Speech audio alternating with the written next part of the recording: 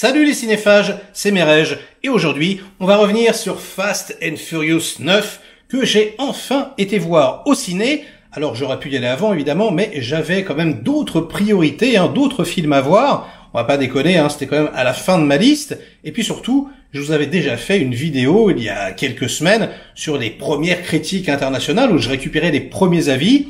Et en gros, basiquement, on disait, c'est toujours aussi con, mais il y a de l'action, le scénario est un petit peu capillotracté, mais on s'en fout, Justin Lin est de retour, donc, moi, je suis assez friand de cette saga, franchement.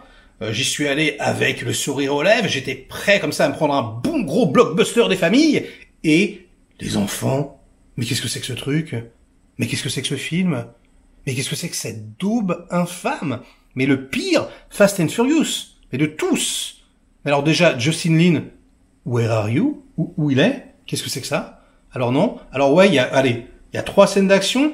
Au début, une petite poursuite sympa, où ils font n'importe quoi avec le câble, ce qu'on a vu dans la bande-annonce, quoi. Où finalement, c'est complètement débile, mais c'est ce qu'il y a de mieux, en vérité. Et puis le truc avec le camion à la fin, donc il y a 3 grosses scènes d'action sur un film qui s'éternise en longueur. Et le problème, c'est que même si ces scènes sont pas nulles, quoi, mais elles sont quand même complètement, abracadabrantesques, genre, l'électro-aimant, mais c'est ridicule, ça n'a aucune cohérence. Alors je veux bien qu'on laisse son cerveau, je veux bien que ça soit du divertissement, il faut quand même que l'univers soit cohérent un minimum, que voilà, qu'on arrive à y croire un petit peu, quoi. Là, c'est pas possible. C'est tellement con, c'est tellement débile. Putain, mais ça défie tellement toute logique que moi, ils viennent de me perdre, ils m'ont perdu. C'est-à-dire que ce que je trouvais vraiment bon avec les autres épisodes, moins celui d'avant d'ailleurs qui m'avait vraiment déçu également, c'est que oui, c'était ridicule, mais on était vraiment sur la ligne, quoi. On surfait sur un truc, on était vraiment comme ça, juste au milieu. Et alors là, ils ont franchi la ligne. Là, c'est ridicule, plus. Du coup, tout tombe à l'eau. C'est horrible. On s'attache plus à aucun personnage. C'est genre des super-héros, quoi. C'est Marvel, quoi. Ça m'étonne pas qu'ils veuillent faire un crossover avec Jurassic World, Putain, ça montre bien qu'Universal en a rien à battre de ses licences, t'imagines? Putain, mais bon, en même temps, s'ils le font, on ira tous pour voir, C'est comme Alien versus Predator, mais ça pue la défaite directe. Alors, dans la review, il y avait énormément de gens qui disaient, oui, ils vont dans l'espace, etc. C'est vrai, ils vont dans l'espace, mais c'est même pas fun, c'est débile. C'est des grosses blagues toutes pourries, toutes chido et tout. Franchement, j'étais atterré, mais vraiment, quoi. D'ailleurs, film familial, j'ai envie de te dire mes fesses, c'est chacun vraiment dans son petit coin en train de faire ses scènes de son côté. Et le pire, mais c'est Vin Diesel. Mais Vin Diesel, la pomme de terre. Moi, je l'appelle comme ça parce que je trouve qu'il a une tête de patate.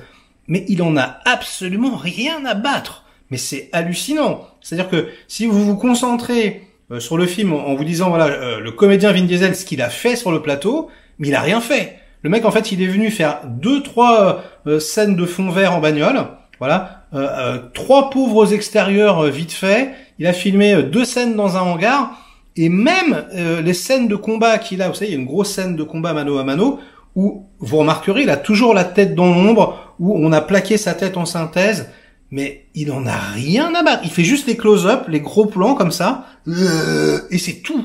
Mais c'est Steven Seagal. Franchement, c'est le je m'en foutisme plus à la Bruce Willis d'aujourd'hui, quoi. Il n'en a rien à carrer. Franchement, à mon avis, je sais pas, il a tourné 3 semaines. C'est pas possible, quoi. Il y a tellement de persos et tout, il y a tellement de trucs.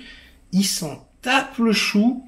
Mais et en plus, je sais pas. Enfin, il a l'air, je sais pas. J'arrive même pas, je trouve que Seagal limite joue mieux que Vin Diesel, et pourtant c'était un bon comédien à la base. Là, il y a rien qui se passe. Toutes les scènes de flashback, toutes pétées et tout, qui sont là pour t'expliquer. Alors déjà, il faudrait qu'on m'explique pourquoi ils ont pris un mec hyper grand puis un mec tout petit, puis ensuite ils ont la même taille. J'ai pas compris, alors que les mecs ont quand même 20 piges ou je sais pas.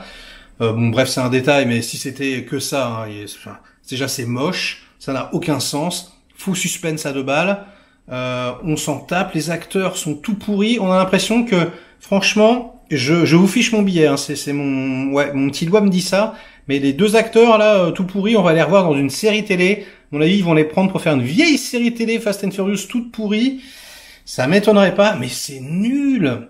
Han, voilà, qui sort de son chapeau, mais c'est vraiment genre les scénaristes, en fait, ils écrivent avec Twitter à côté. Bim bim bim bim. Ah ouais, alors attends, il faut ça. Alors qu'est-ce qu'ils veulent? Attends, ça c'était pas, c'est hallucinant.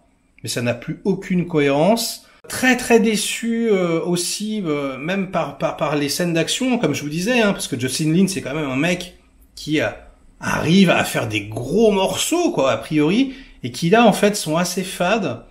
Comme je vous disais, n'ont pas de cohérence, mais même en dehors de ça, qui sont pas super bien shootés, qui sont pas méga impressionnants, c'est des trucs qu'on a déjà vu plein de fois.